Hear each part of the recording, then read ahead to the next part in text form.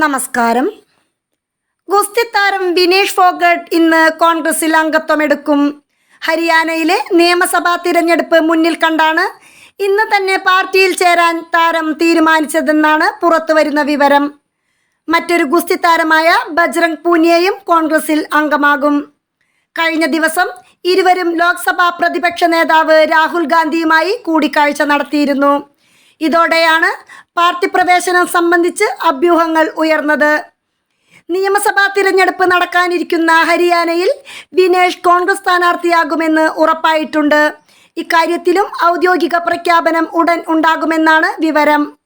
ഒളിമ്പിക്സിന് ശേഷം മടങ്ങിയെത്തിയ വിനേഷ് ഫോഗട്ടിന് ഡൽഹി വിമാനത്താവളം മുതൽ അവരുടെ ഗ്രാമമായ ചാർഗിദ്രാദി വരെ നീണ്ട സ്വീകരണ ഘോഷയാത്ര തിരഞ്ഞെടുപ്പ് പ്രചരണത്തിൻ്റെ ടേക്ക് ഓഫായി കോൺഗ്രസ് ഉപയോഗിച്ചിരുന്നു.